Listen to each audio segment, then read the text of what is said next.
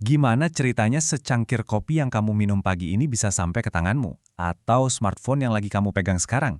Nah, hari ini kita akan mengupas tuntas jaringan perdagangan internasional yang super kompleks, yang pada dasarnya membawa seluruh isi dunia langsung ke hadapan kita semua. Coba deh, lihat sekeliling kamu sekarang. Baju yang kamu pakai, gadget yang kamu gunakan, atau mungkin buah yang tadi kamu makan pas sarapan. Kira-kira berapa banyak dari barang-barang itu yang benar-benar dibuat di negara kita? Kemungkinan besar tanpa sadar kamu lagi dikelilingi oleh produk dari seluruh dunia.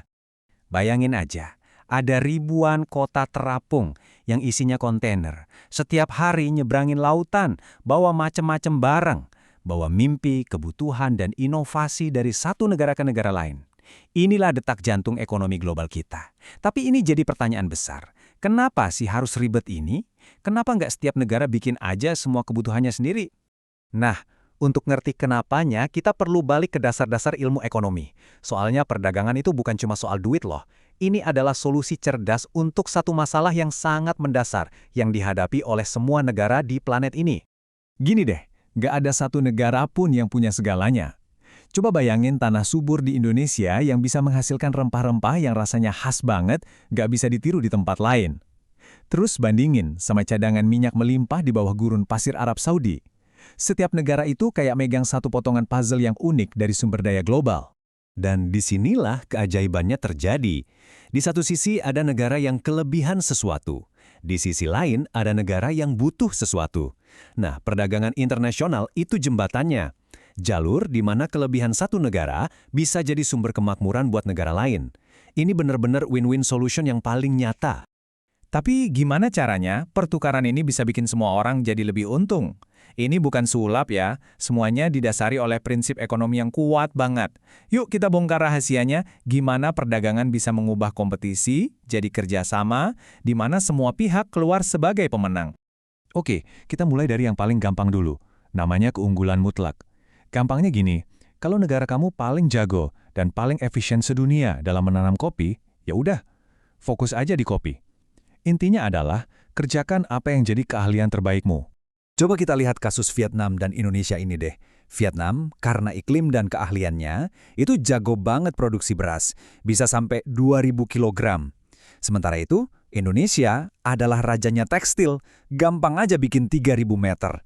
Kelihatan jelas kan, masing-masing punya keunggulan mutlaknya sendiri-sendiri.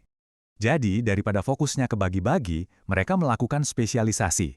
Vietnam jadi lumbung padi buat Asia Tenggara, sementara Indonesia jadi pabrik tekstilnya. Terus mereka saling berdagang. Dan hasilnya? Luar biasa. Kue ekonomi global jadi lebih besar. Kedua negara sekarang bisa menikmati lebih banyak beras dan lebih banyak tekstil.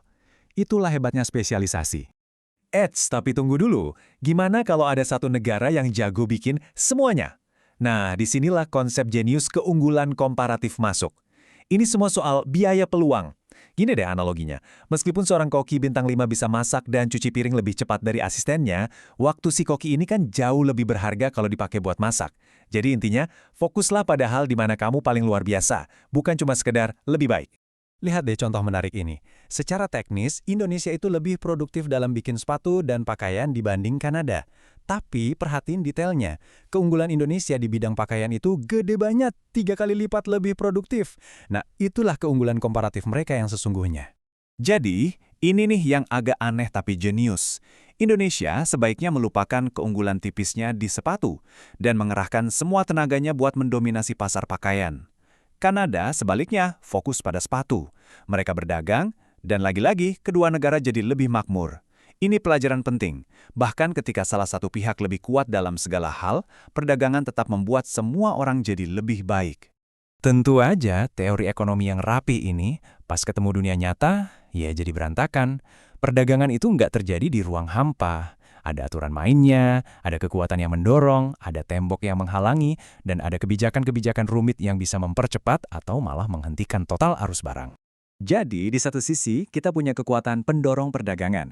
Keinginan kita yang nggak ada habisnya untuk sumber daya baru, pasar baru, dan tentu saja keuntungan. Di sisi lain, kita punya penghambat, rasa takut akan persaingan, ketidakstabilan ekonomi, dan tembok kebijakan pemerintah yang dibangun untuk melindungi industri dalam negeri. Intinya, ada dua pemikiran yang saling bertolak belakang. Kubu perdagangan bebas percaya kalau pasar yang dibiarkan tanpa hambatan akan menciptakan kekayaan terbesar buat semua orang. Sementara itu, kubu proteksionisme berpendapat bahwa pemerintah punya tugas suci untuk melindungi industri dan lapangan kerja di dalam negerinya dari gempuran persaingan global.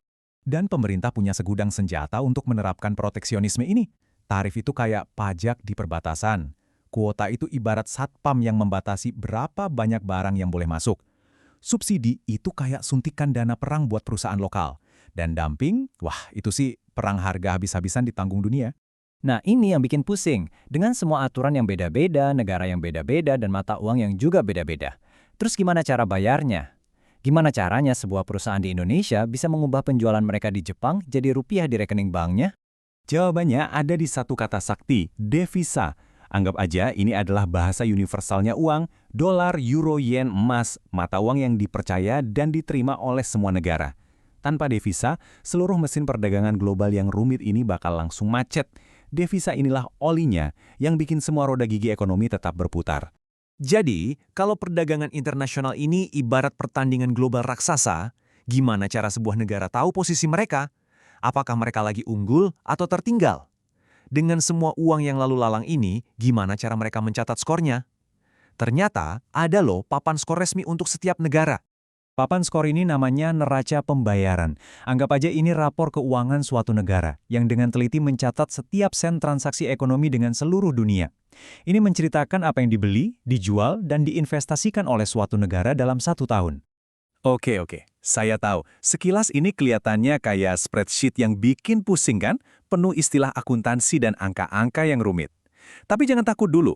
Prinsip utama di baliknya itu sebenarnya sangat sederhana dan gampang dimengerti. Pada akhirnya, semua ini cuma soal satu pertanyaan simpel.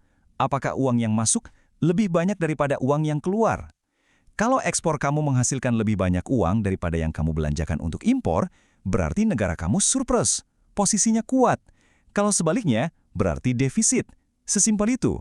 Jadi, penting banget untuk diingat ya, surplus atau defisit itu bukan berarti menang atau kalah secara harfiah.